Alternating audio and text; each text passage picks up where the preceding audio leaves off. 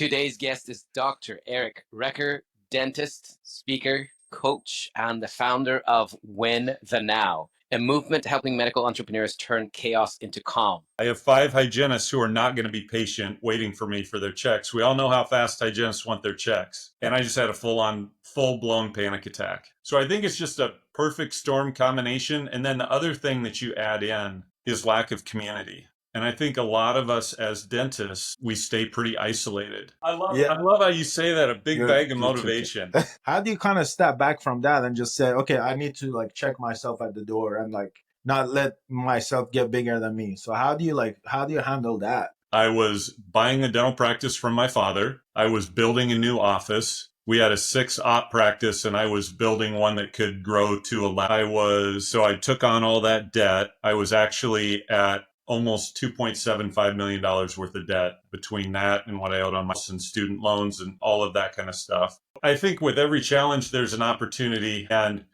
I think in the past, we could be, if we wanted to be, a little bit lazy with our patients, just assume that our patients are going to keep coming back to us.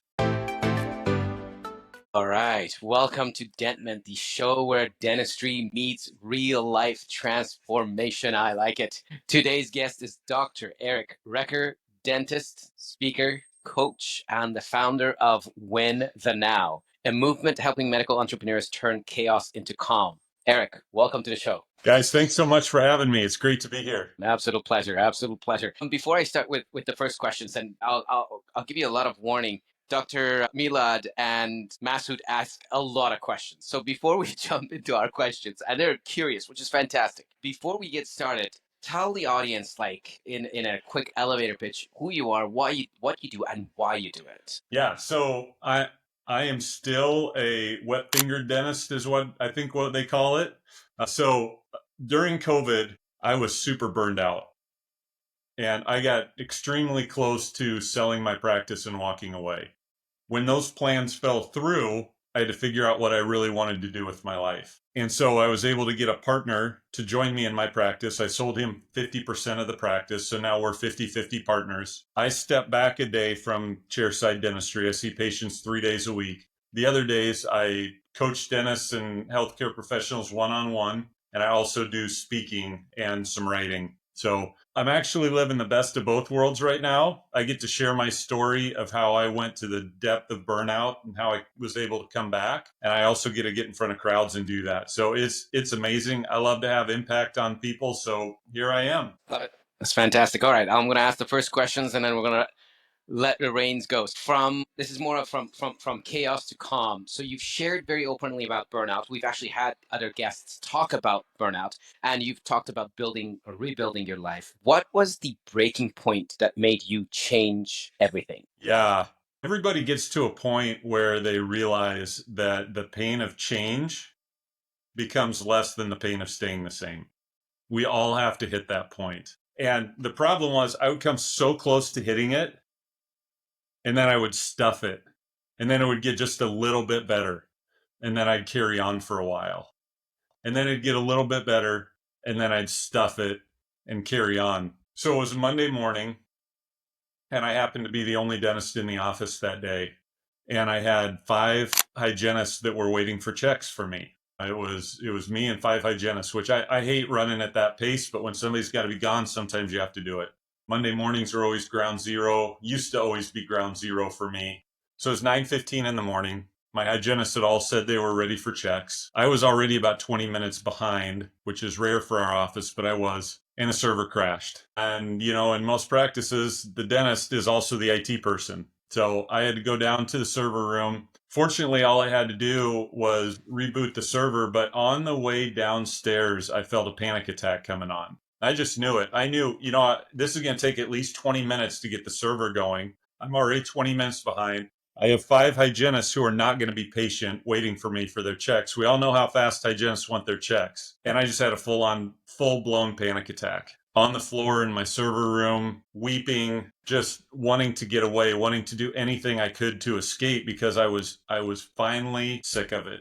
I had always just kind of clawed my way back, overcome, stuffed it, all the things I was talking about. But it was in that moment that I said, I cannot do this anymore. I just can't. It's just gone too far. And it's amazing The thing that got me up off my feet was a song by the band Switchfoot. Switchfoot has a song called I Dare You to Move. And the lyric goes, I dare you to move. I dare you to pick yourself up off the ground. So full blown panic attack. I got this surge of energy that I was able to get up. By that time, the server was starting to come to life again. I had to go wash my face, kind of clean myself up. And I went back upstairs and I said, okay, I'm back in the game. And because I have to be back in the game, but I cannot keep going at this pace. I'm not going to live. That's amazing.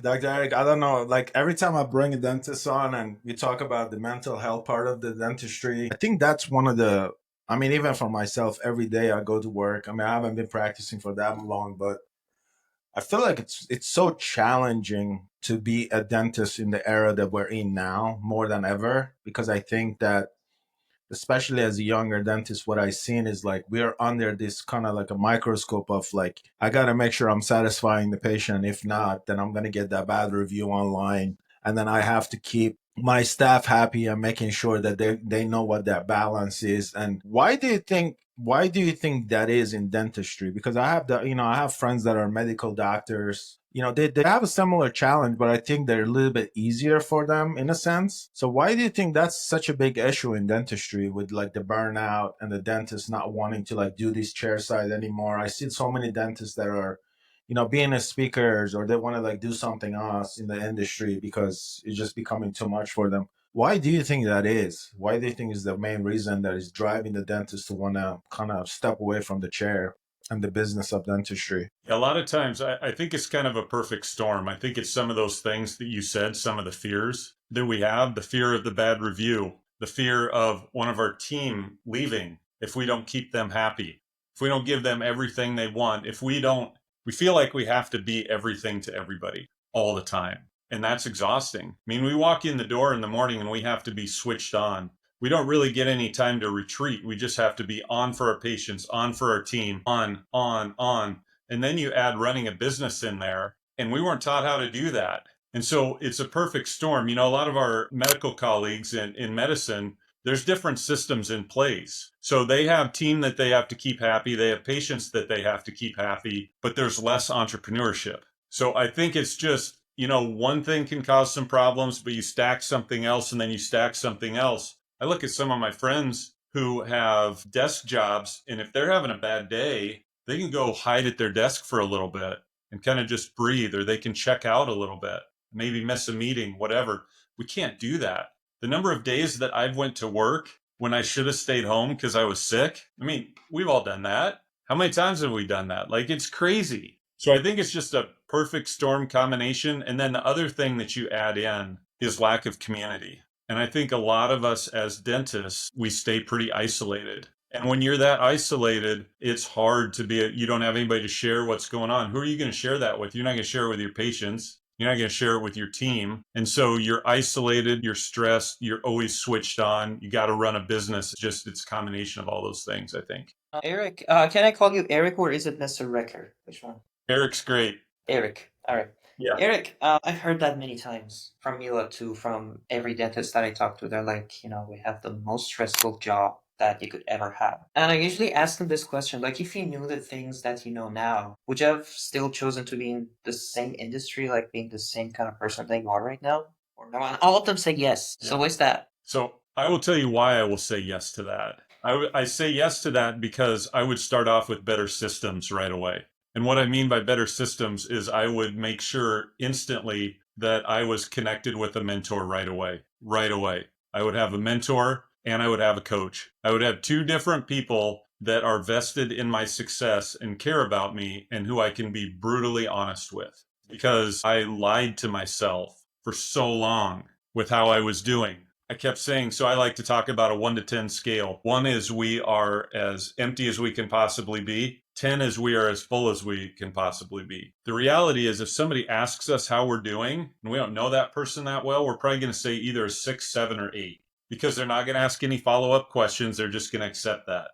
And we do that with ourselves too. But the reality is a lot of us are functioning at a 2, 3, or a 4. And if we don't pay attention to that, we don't take care of ourselves and we keep running into the ground. So we have to pay attention to that. So I would just make sure from day one that I really surrounded myself with great people and then understood how important habits like sleep and gratitude and journaling and rest and quiet and all those things are. Because you get out and you put the pedal down, you grind, you keep to yourself, and it's a recipe for burnout. Great question. Yeah. Yeah, Eric, I gotta tell you that I guess we got two types of people in this world. The type that basically sees a problem and they just live with it, and then after a while they say, I wish this problem didn't exist and I wish I would have done this. And the other type that they see a problem, they right away, without any kind of nagging or anything, they look for a solution, and not just for themselves, but also for other people. And I gotta tell you that Milad is that exact same person, because he reached out to me, was it 7, 8 months ago? He was like, Masood, I'm doing dentistry. It's pretty stressful. It's very hard for me to find good mentors. Can you build a platform for me that would list all the mentors within the dental industry on a single platform where I can easily access them? And he jumped onto it right away, like right on that day. He didn't even hesitate. And he's all a big bag of motivation for this. And every time we talk, he's like, this platform, this is going to be real game changing for all the dentists. And the good thing is that his motivation is not money or anything. It's a problem that he came by himself and he just wants to provide something good to others. Round of applause for him, I guess. I don't know. I'm in. I'm in. Well, I Yeah. love how you say that, a big bag of Good trick. motivation. Yeah.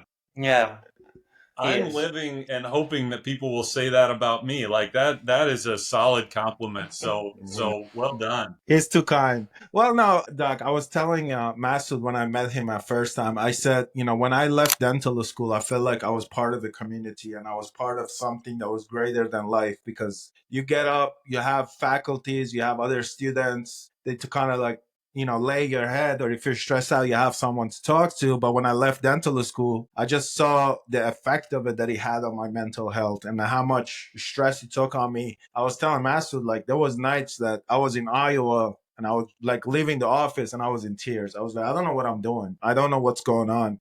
And like you said, just feeling that sense of isolation, because like there was nobody to talk to and there was nobody to turn to. And that's when really I was like, man, we got to build a platform where the dentists can have a community to come to and talk to and just be able to chat with one another. I mean, LinkedIn exists, but there's other people on it. So the idea of DentMent is really to be able to support the other dentists, to be able to get on there and just share their feelings and share what they feel, and have those mentors like you mentioned and the coaches, because I think it makes such a big difference in an industry that has the highest commit suicide and everything else in between. We got to have a change, right? So hopefully we have some sort of answer to it. Not all of it, but at least some of it in the form of whatever it is. So Yeah, and we each feel a burden for what we're supposed to do in life. And if each of us follows that burden that we feel, then the world becomes a better place. Like, you're not going to solve the problem, but you're going to make a dent in the problem. And that is a worthwhile cause to go after. So that's what we got to do. And we have this really cool ability for our colleagues and for our friends. And it's really simple. All we do is we get together with them and we hold up a mirror for them. That's all we do. We do that by listening well, asking good questions. They share answers. We reflect it back to them. That's really what it is. And we help them along the journey, and then turn the mirror around, and then they hold the mirror for us. And when you have that, you elevate each other. And we need a whole lot more of that in the world. absolutely, absolutely. The one thing I wanted to ask you, I mean, this is just, again, I'm going to use myself and the guinea pig and I'm going to let you be my mentor for a second. Hey, We've been doing this for a lot, but how do you deal with a situation in a practice? I mean, I run into this issue myself where I feel like not the ego, but I feel like, well, I'm the doctor and I have to make all the decision when it comes to the business side of the dentistry, the patient involvement. And sometimes I get frustrated with my office manager where we kind of like clash heads when it comes to certain things. And sometimes it gets pretty heated. And I want to kind of stop and say, maybe I shouldn't approach it that way. So if you had to give me an advice in a situation like that, where you're like, oh, okay, things are about to turn left and we're going to clash. We're going to have this heated argument. How do you deal with situations like that? And how do you kind of let go of that kind of freedom of like, I got to trust others to make decisions for me and just trust that those decisions are not going to have a negative impact? what are some of the, well, like, what is the, how would you approach that? Because I think that's something I've been struggling with personally myself, because when I walk into my office, I'm like, I'm the doctor, I don't care what anybody else says. And I, maybe it's not the right way to do it, but I think it's just the way my brain works, that I'm like, I know it and I have to just do it that way because that's the way I know it. What is kind of your feedback on that, and how would you like handle that? That's a good question. It's a really good question. So have you clearly defined your office manager's role? I have, but at the same time, we have too many chefs in the kitchen. Sure. Sure. And that's, I think, has been the biggest challenge, because as a doctor, when you're trying to kind of set your own rule and you have other people like regional managers and directors that get involved, it makes it very difficult, because I work for a DSO, and it's Yep. extremely becomes difficult when you're trying to kind of find that balance of like, I want things to be this way and these are my non-negotiables, and you have other people that are making that decision for you as well. So that's what really complicates things. Sure. So yeah, like, we get into that, and then it's always like, he said this, she said that, but and they really don't know who to listen to, because then they don't know who is the true leader within that industry or within that practice. Yep. And Yep. that's really the challenge that I'm seeing with a lot of the DSOs, is just there's too many people, there's too many hands in the bucket, and you can't really figure out what to do with it. For But sure. I just really want to know what your intake is. I mean, I'm sure you Yeah. work in a practice that you have an office manager. So how do you handle those situations? Yeah. So one of the things that I always try to do is put my own ego aside. It's a hard thing to do. It's a really hard thing to do. And I always like to approach things from a really calm place. So if things are getting elevated, the first thing that I always do is I say, hey, we're going to take a little time out here. I don't like where this is going. We're going to step back just a little bit. We're going to come back when we can come at this from a calm place. You gather your thoughts, I'll gather my thoughts, and then let's have a conversation from a calm place. So I think that's huge. Like the first thing we need to do is hit the pause button.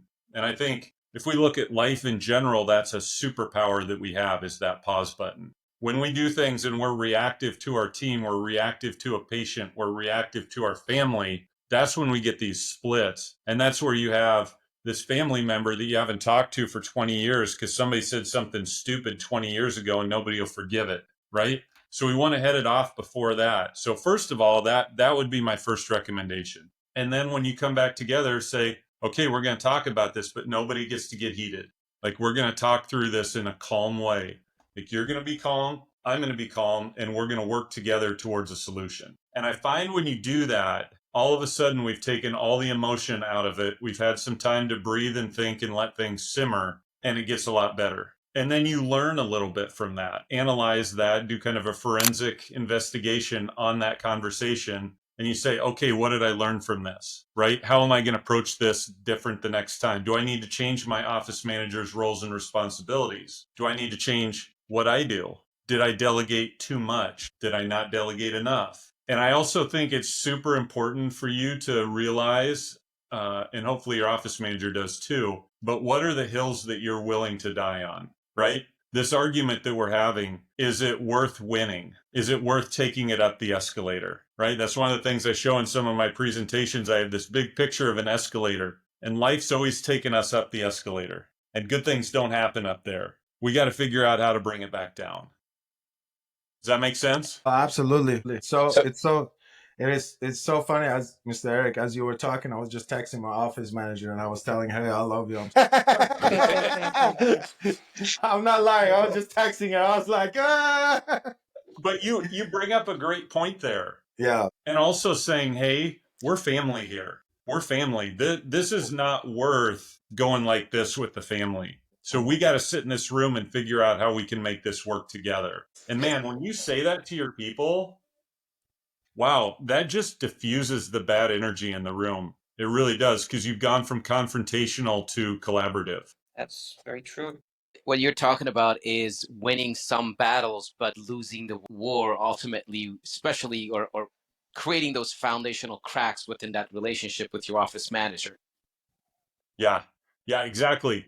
You might win the battle, but you're going to lose the war, because your office manager will feel such a wound from that they're going to be ready to go the next time, or they're going to pull back and not work to the extent of their abilities. So I think just I'm such a huge fan of stepping back when things get heated. It's just the right thing to do. Yeah, absolutely. I think it's the same way. I think it's the same way in life in general. Like when I was younger, I would always lose my I would lose it so fast, and I would just after I would get into the situation, I was like, man, I don't know why I even did this or why. After you do it, you don't realize it, but once you do it, it just kind of like becomes one of those things. You're like, man, I wish I would have slowed down and just kind of analyze the situation from a different perspective when it comes to that. But in your experience, when it comes to like dentistry and how the dentists are approaching and how the dentists are kind of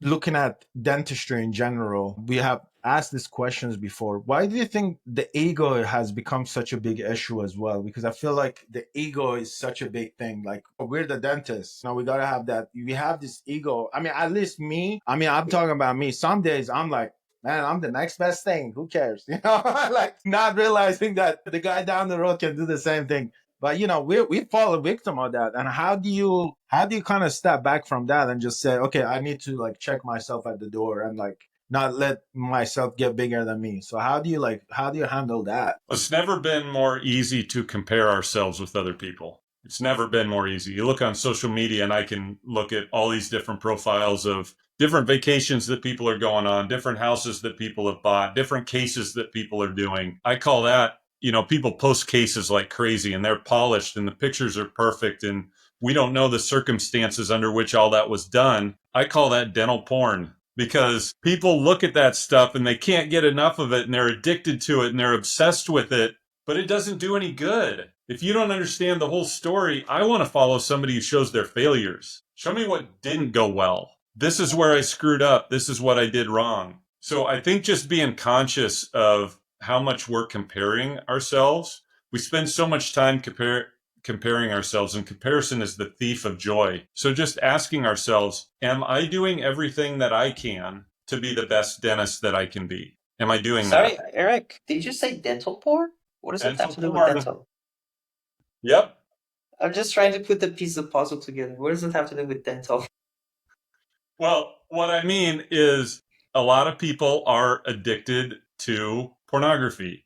They just look at it Right? all the time, constantly. Well, I would say it's the same thing with all these cases that you can look at online. People are Okay. posting their AACD cases or this absolutely exquisite dentistry with perfect lighting, and they probably had a professional photographer come in and all of that kind of stuff. And you just look at it and you're mesmerized by it. You look at case after case after case after case. Why are you doing that? Mhm. What good, honestly, is that doing? Yeah, so I guess I don't Milad think watches a lot of porn in that case. What's that? I said I guess Milad watches a lot of porn. He has to stop. Don't Google that, kids. Don't Google that. Yeah. But honestly, for people who are doing that and comparing their cases with that, I would just ask you, why are you doing that? Because it just creates a less than. And when you feel like you're less than, you constantly feel like you need to prove yourself. So that's where I think that ego comes in. It's like, I got to prove that I'm better than the person down the street. No, you don't. You just have to do the best work that you can do. And if there's deficiencies, yeah, you need some more education to learn how to do that better. But I think all we're really trying to do is do the best we can with what we have. Love it. Absolutely, Love it. absolutely.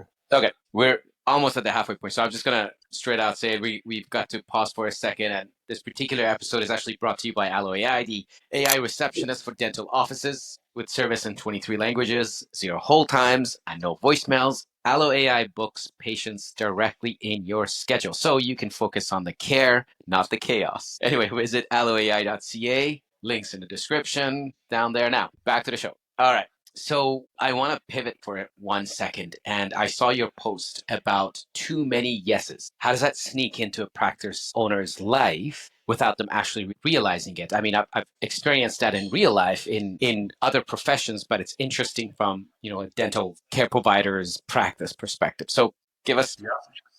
So in my worst season, when I was maxed out, here's what I had on my plate. I was buying a dental practice from my father. I was building a new office. We had a 6-op practice and I was building one that could grow to 11. So I took on all that debt. I was actually at almost $2.75 million worth of debt between that and what I owed on my student loans and all of that kind of stuff. I was serving on 5 boards. I was coaching both of my kids in soccer, and I was training for 2 Ironman triathlons. Ridiculous, right? When I look at it now, it's ridiculous. But the thing is, I did not go from nothing to all of that. Somebody asked me to be on a board, so I said yes. My kids needed coaches for soccer, so I said yes. I was planning on doing 1 Ironman triathlon, but then my buddy's like, hey, I signed up for this other one. You're coming with me, right? So I said yes. And in our practices, we say yes to, so-and-so needs to come in. You don't have any time. Can I put them in at lunch? And we say yes. And our schedule's already packed. And we say yes. And somebody needs time off when it doesn't really work. And we say yes. And we say yes. And we say yes. And we overload our lives so much. And when we say all those yeses, oftentimes what we end up saying no to is our mental health. We say no to our family. We say no to rest. We say no to a break for lunch. We say no to a lot of good things, and we think we're doing something really well. But there's the analogy of the frog in boiling water. So if you put a frog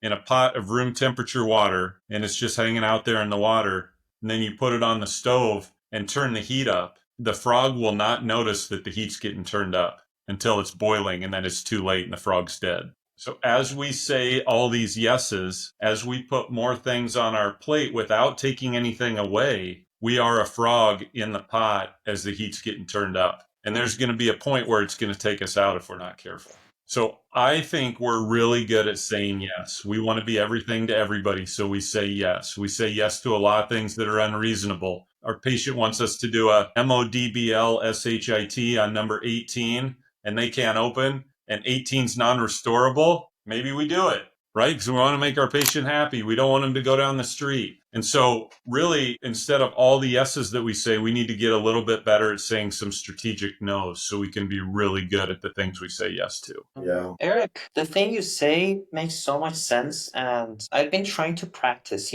As a person, you can practice on yourself to learn to say no. But then the problem is that majority of the people, I would very boldly say probably 90 to 95% of the people, they have a very hard time saying what they want. And it's not just a simple yes or no, but also other things. Like you give them a job and then they say yes, they accept it. But at the end of the day, you feel like you end up realizing that it was actually a no from them. And, they weren't going to do it anyways, but just for being nice, they were saying yes. So how do you think as people that we are approaching them and, we are going to them and asking something, how should we position that so that they'll tell us what they want blindly? You know what I mean? If you wanted to change everyone, if you want to change everyone's mindset, they have to learn to say no. That's going to take probably billions of years for you to be able to do that. For sure. Right? Yeah. But as someone who's approaching, maybe we have to say it in a different way so that they tell us what they want. What do you think? And what would be that? Give me an example. Give me an example of something that are you talking about like a team member? Is that what you're saying? It could be anyone, like, team members, friends. I'm sure all of us have seen it across people, even family. You sometimes say some things and then they say yes to you. And at the end of the day, you realize that it was a no. And they really didn't want to do it, but they still said yes. Don't tell me you haven't confronted with that. Oh, yeah, absolutely. Right? Absolutely. Yeah. And then you have the dreaded follow-up. Yeah. Hey, I asked you to do this. Is there a reason that you weren't able to complete that? I have to ask that question from time to time in my practice. Hey, did you call about the iTero yet? No, I didn't get to that. Why did something come up? No, I just thought maybe I'd call somebody and I wouldn't be able to understand them. And okay, well, I need you to call right now for the iTero because we're having a problem with it and I need you to do it. It's super important to me. So how do you get people to say what they want? I know it doesn't have an easy answer to it, and probably we all have to figure it out, but a lot of times you're just not going to know because some people are really good liars. And the only time, if it's with a family or if it's with one of your team, then you just have to have the conversation after the fact. What was it? I like to ask this question. What was it about what I asked you that was unreasonable? But isn't it that they say like prevention is better than the cure? So how can you prevent it? Well, you tell them how important it is right from the start. You say, hey, can you do this for me? You could start that way. I don't usually like to start that way because clarity is kindness and it's best when we tell people what we really need. I said, hey, Masood, I really need you to run and ship this package for me at the local shipping place. And I really need it done before noon because it needs to go out today. Okay, can you take care of that for me? So what I've done there is I've told you what needs to be done. I've also told you the level of importance of it. And so to me, I think when we're really clear with what we need from people and why we need it, it's like when we ask our kids, hey, can you go pick up your room? Maybe they're going to do it. Maybe they're not going to do it. Versus if I said to my kids, hey, I need you to go pick up your room. You know, that's part of your weekly chores and I need you to have it done by this time. Okay? So I think the more clear we can be on what we need, why we need it, I think that's the best we can do. I don't think we're going to be able to change other people's mindsets. But if we have a relationship with them where that's built on trust, mutual trust and mutual respect, I think we're much more likely to get the outcome that we want. So a bit And of a you know, follow-up. Sorry, isn't it good?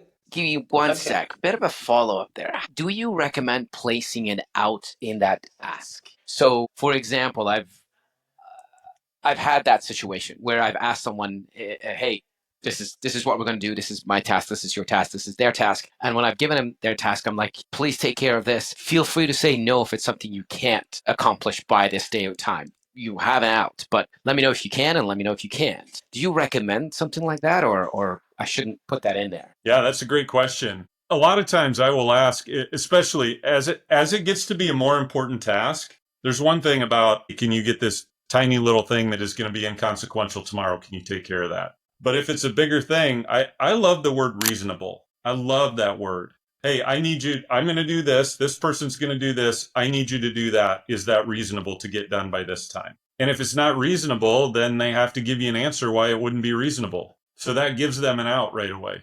What do you think about that? I like it. That's good. I like it. Master, go for it. You had a question. You had a follow-up. Yeah. Yeah, follow up to what you said, Eric. So you could also fall off the other edge of the wall sometimes. Like, especially when you work in teams and then you have assigned something to someone to do it, and then first time they didn't do it, second time they didn't do it, and then you try to micromanage them, which people don't like. Like every step of the way that they're taking, you're like, why are you doing this? What's the reason for this? What's going to happen? And then one step after another, and you're just going to annoy them, which is not a good practice. Like everyone says you should not micromanage your people. And when you assign something to them, you should just trust them. That's how it should work, right? So what's I have a feeling, like not a feeling, but it's a fact that people are like black boxes. I'm a programmer, so I make functions, I make algorithms that you basically give them an input and then they have a specific output. And I think people are like that. They have an algorithm. They give an input and then you get an output from them. You say something, you get a response back. How can you make sure that the input that you are giving is going to give you the response back that you want?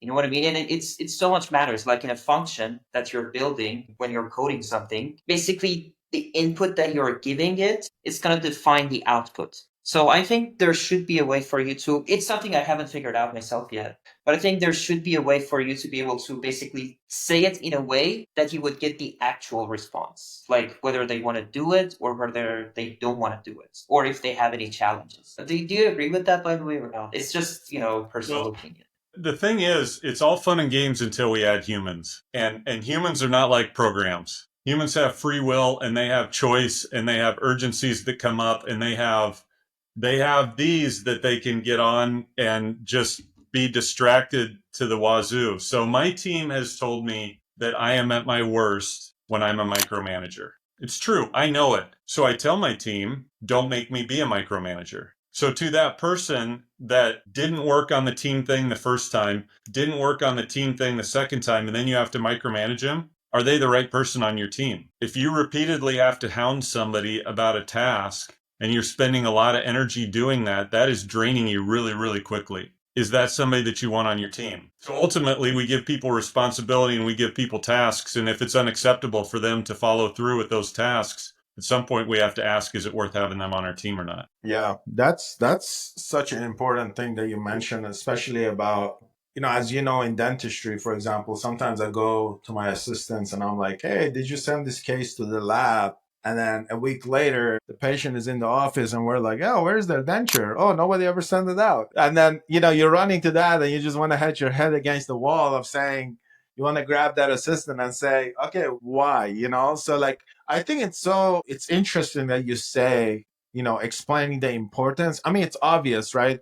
We're here to take care of the patient. We got to send the cases out. But sometimes I feel like it's also, I'm a victim of that too. I think at the office, sometimes I don't tell my like assistants or the office managers or the front people the importance of why we need to do certain things. And I think sometimes they're like, I'll just do it tomorrow. I'll just do it the next day. But they don't realize that we get busy and then we forget. I think it's so important that expressing the importance of the task and the negative impact that that task, if not completed, can have on the experience that the patients have. And I think a lot of time that's like the hardest part of our job, because we're trying to satisfy that patient. Our focus is our patient. And then if things doesn't go the way we want, then it just becomes frustrating at least for me, it becomes very frustrating because I feel like I just didn't complete what I'm supposed to do as a practitioner. So it's a little bit hard on me, but I think it's just one of those things.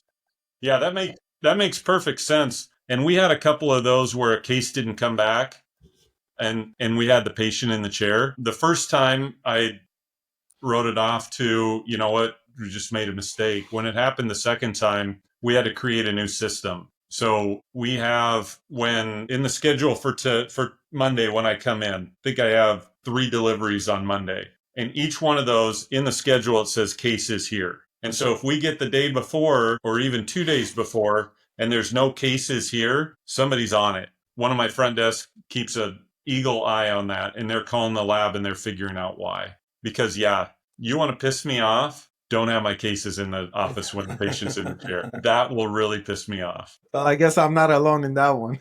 No, the worst. Because, it's like when you go to a flight, you go to get on a plane and something's wrong with it. It's canceled, it's delayed, it's whatever. Who are people yelling at? They're yelling at the gate agent that's right there. If a patient's sitting right in the chair and they're looking at me and we don't have a case, they're mad.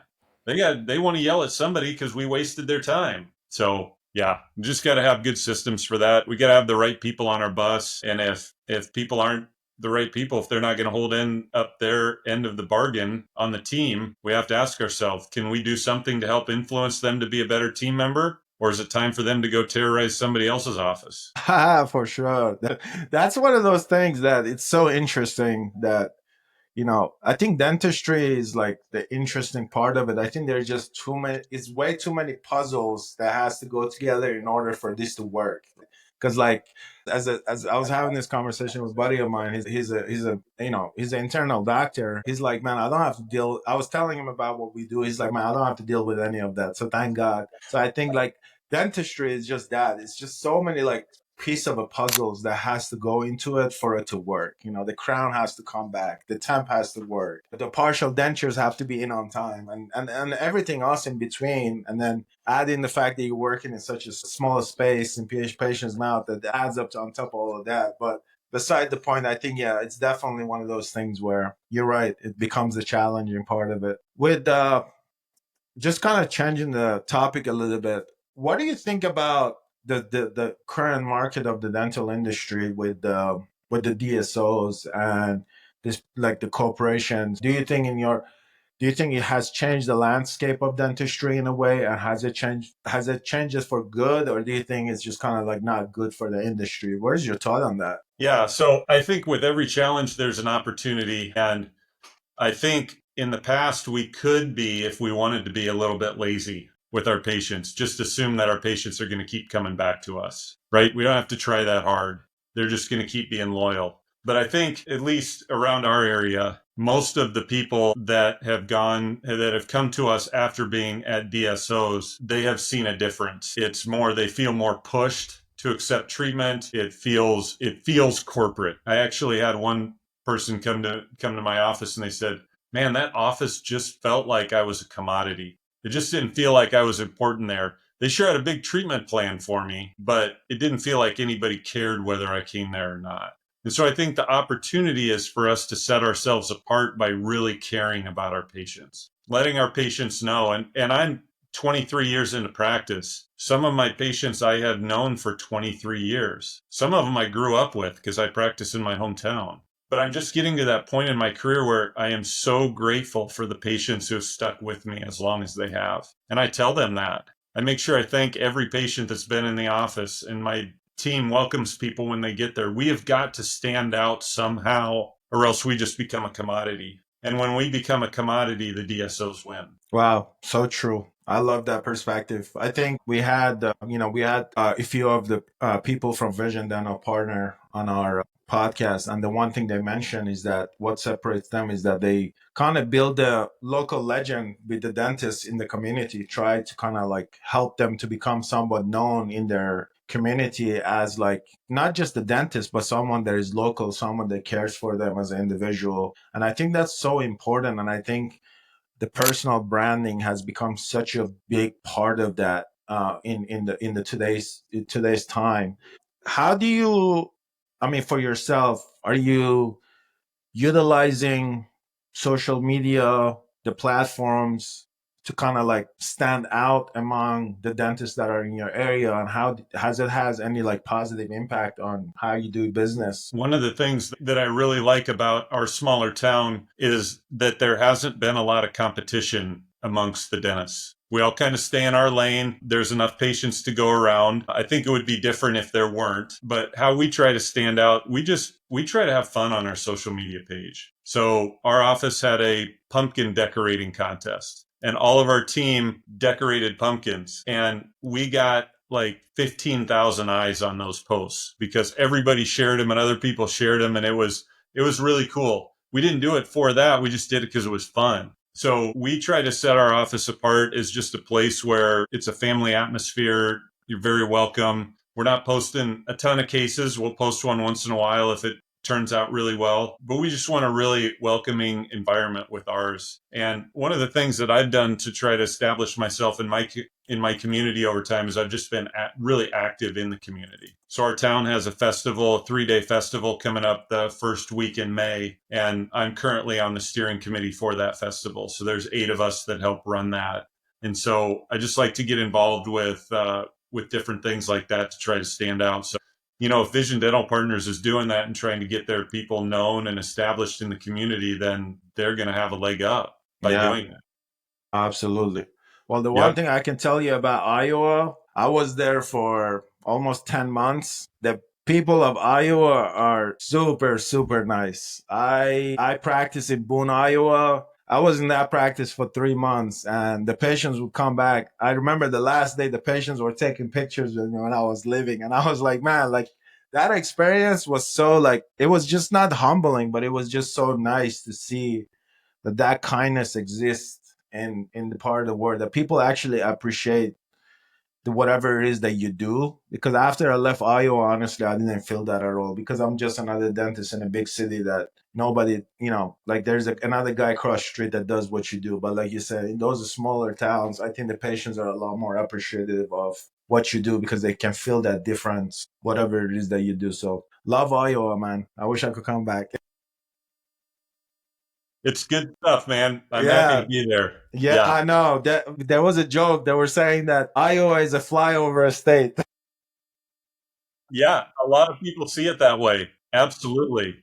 Absolutely. It's fairly flat. There's not a whole lot going on, but that's okay. Yeah, but you know what? Just stepping out of our conversation, I actually really, really enjoyed Des Moines. It was really nice. Yeah. Yeah, I love Des Moines. I think it was super fascinating of how, like, because you drive up from Des Moines, you go through Iowa City, and then you drive up, and then you're like, man, this is our farmland. And all of a sudden, you get to this big city, and you're like, what happened? It becomes Yeah. almost like a cultural shock. Yep. Yeah. We're about 45 minutes away from Des Moines. So Nice. yeah, I don't necessarily want to live there, but there's a good food scene and there's a lot of fun Yeah, things to do. I So know. it's great that it's close. I Yeah. know. I would stay in Airbnbs in Des Moines, and I would drive to Boone, and then I was like, how do you go 30 minutes outside and it just turns into completely different scene? Crazy. It is Yeah, crazy. You're right. but yeah, it's amazing. I love it.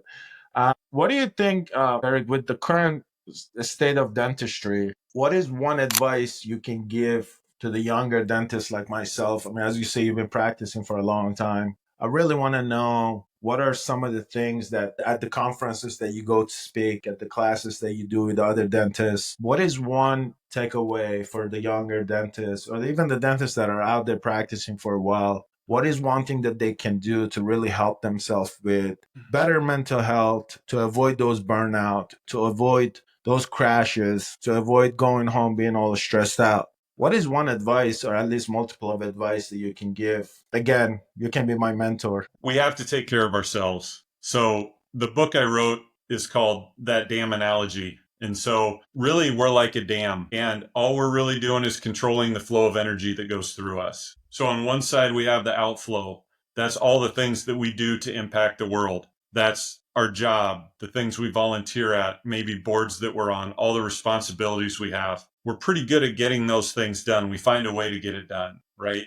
We're not so good at the inflow part. And when we don't pay attention to the inflow part, we're just outflow, outflow, outflow. We're getting drained. We got nothing left in the tank, and burnout happens. So we have to put our own oxygen mask on first. We have to be a little selfish. We definitely have to take care of ourselves so that we can take care of other people. So that's one thing I would say. You have to take some time every day to pay attention to your own mental health and how you can elevate it. I love that. I love the Yep. fact that you talked about your book. Is that the one that is right behind you?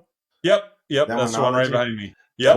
What is that's so fascinating. I love that. What's the book about? Yeah. So it's about knowing where we are, the whole 1 to 10 thing that I talked about. It's about knowing where we are, paying attention to it on an ongoing basis, even using it with our families and our teams to communicate. Is anybody struggling today? How can we support you?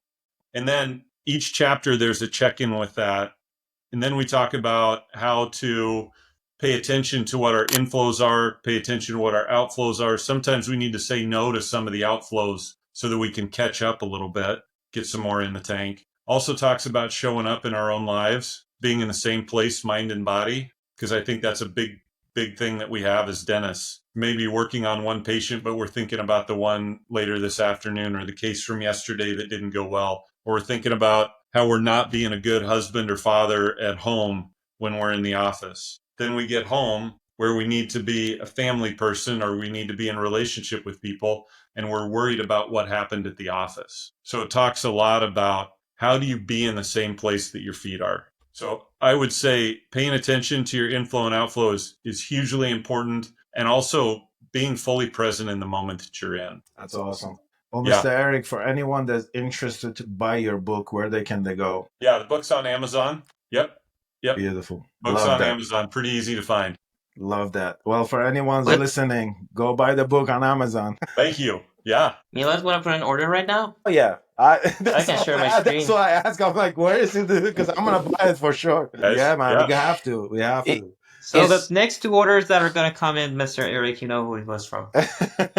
Yeah, let me know what you guys think when you read it. That'd be awesome. Absolutely. Yeah. Anytime I have like dentists that write book, I love buying them. I have like on my nightstand, I have like a bunch of books that I bought, and I'm like every night I'm just reading through them, because I think it's so fascinating when you are able to see things that other people experience that I'm probably going through that. And how can I use somebody else's experience so that I can avoid doing the same thing that they done? So that way, at least you can make your time a little bit easier. And I think it's so amazing that in our time now, I'm so grateful for the time that we're in, because I think that with the amazing doctors like yourself, you guys are putting so much effort and so much foot forward to help the younger doctors like myself, to make sure that we have that support that we need, that you probably didn't have. Dr. Busky on, we had yourself on, we had Dr. Arnold on, and the message is always the same. How can we help the next generation? So I'm very grateful that I meet people in my journey like yourself. So I'm super, super grateful that, we got to meet, and you're sharing all your knowledge, and I'm so grateful for this experience. This is amazing. Well, you guys are all making a difference. I mean, like I said, we're all put on here for a purpose. And if we all try to do a little bit of our purpose in the world, then the world gets to be a better place. Absolutely. I want to be a part of that. For sure. Yeah. Masood was just texting me.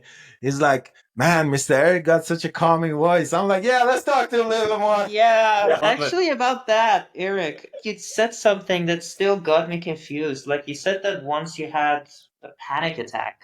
Like, how's that even possible? Because when you're talking, it makes me want to forget all of my problems. Like, it's just like, the world is so peaceful, it's so great. Masood, I appreciate that, but I have not always been like this. And the panic attacks happened because I wasn't paying attention to my self-care. So the equation that I bumped into every time the burnout would be terrible is that I was overcommitted. So I had too many things on my plate. I'd said too many yeses, and I wasn't taking care of myself. So when I look back on those times, it was always the same thing.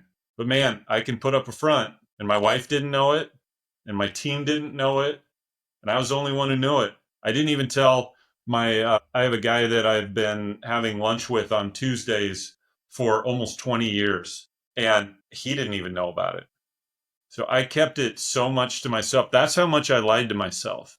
And I think so many dentists are lying to themselves. And nothing is going to change until we raise our hand and say, I have a problem and I can't keep going at this pace because something's going to happen to me. Something's going to happen to my family. Something's going to happen to my practice, and I can't have that happen. That is so amazing. Well, It's a very interesting thing because Eric, I have a personal friend, a high school friend of mine, who's a gentle giant. In high school, he was the funny guy. He had all the girls around him, but he knew how to talk and he was funny and he was awesome and he was just somebody you could approach. Fast forward to about 15 years ago, he gets himself a new company as a civil engineer. He goes up the ranks and he's got 20 employees all of a sudden. He's got a new mortgage. He's got 2 kids. He's got debt from school and they're about to open up a new office. And he called me like, I don't know, it was like a month after. And he's like, dude, I had a panic attack sitting in my car and I didn't know what it was. And I mean, fast forward to now, he's gone through a lot of changes. Like he's a completely different human, and he's back to his old self. But it required a lot of work. You know, it's a lot of hard work that you got. So yeah, just it's interesting. It's Yeah, interesting. yeah. Yeah, And until, like I said, until we raise our hand, nothing's going to change. exactly. Until we admit that there's a problem, we're going to keep going down that same road. I can relate to where he was at.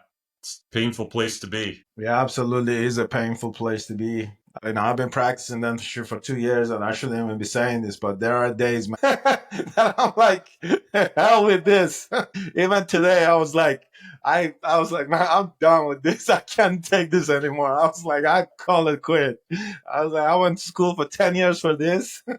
Yeah, so But then yeah, on those days, then you step back and you say, what was it specifically about today? What were the things about today? And is there anything that I can change? Do I need to have a new system in place? Is there something I need to change? And the last time you want to do that is at the end of the day when you're exhausted, right? You don't want to look at it then. But if we have those kind of days, we always ask this question, what can I learn from this? And was it one thing that really set you off today, or was it a series of things? Was it just a whole bunch of paper cuts, a whole bunch of body blows? What was it? So ultimately, what can I learn from those bad days and how can I move forward? absolutely, absolutely. Mr. Eric, I truly want to say I thank you so much for being so open. I mean, when we talked on LinkedIn, I was like, man, I feel like I've known you for like 100 years, but you are so nice, so kind, so amazing as a person. And just, you know, bringing you on our podcast and just seeing you in person, how calm you are. You brought such a joy to me. I learned so much from this conversation. Truly, these are the moments, like I said, I cherish the most because I learned so much from doctors like yourself. I can truly say, hey, man, I just found myself a mentor. So check mark on that one. For everyone that's listening, I think the biggest takeaway is as a dentist, we need to just focus on ourself at a time, be selfish, and stop saying yes to everything. You got it. Yep. I think that's like the biggest takeaway. I truly want to say thank you so much, Mr. Eric. You have given us 1 hour of your life, and I'm truly grateful because time is one of our biggest assets. So the fact that you give us that, I'm super grateful, super appreciative for that. Agreed. And hope that we can do more stuff like this. Yeah. Sounds good. Yeah, I'd Yeah. love to have another conversation down the road sometime. And to you guys, Malad, Hussein, Masood, thank you guys. You've asked great questions. It's been a lot of fun. Yes, sir. Thank you so well, much. before you go, Eric, I just wanted to say one last thing. I think as a child, like the best feeling you could have is to be proud of your dad. Like whenever someone is talking to you, you're like, yeah, that's my dad. Like you point out to him. And with the level of calmness and like all the things you have, I'm sure your children have felt that many times. So just wanted to say it. Sorry. Thank you. That means a lot. It's crazy. My oldest son is 23 and he's teaching at a school that's in our hometown, which is amazing. We're so thankful for that. And my other son is in college right now. Neither of them are going to be dentists. And people ask me all the time, hey, are you upset that your kids didn't follow in your footsteps? And I said, well, what do you mean? He said, well, they're not going to be dentists. I said, well, I much more hope that they live a fulfilled life and love what they do more than if they're a dentist. And so the cool thing is my son who's in college is training to be a pilot, and I'm also a pilot. So he's following my footsteps in that way. And then my son who's teaching, I love to speak, and that's teaching. And so he's teaching. So it's maybe not in the traditional sense, but yeah, I'm super proud of them. I hope they're proud of me. That's what we're kind of trying to do in life, right? Yes. Yeah, Eric, we're gonna give it to you. Really. But yeah, Mila, this was a great show. for This real. was a great this was a great episode. Absolutely, Eric. Thank Thank you you guys. for being. This has been exceptionally powerful. Thank you for showing that calm is actually possible even in dentistry. For anyone that's ready to breathe again, reach out to Win the Now. And if they're curious, I'm sure a lot of people are, please go ahead to Amazon, head over and make sure you purchase it. Yeah, that's it. Subscribe, share. Let's keep building better lives and out of the operatory. So appreciate it. Thank you, Doc. Appreciate it, Eric. Yeah, thank you Thank you guys. so much. I really appreciate it. Thank you, Eric. Thank you. Doc. Thank you. Bye, everyone.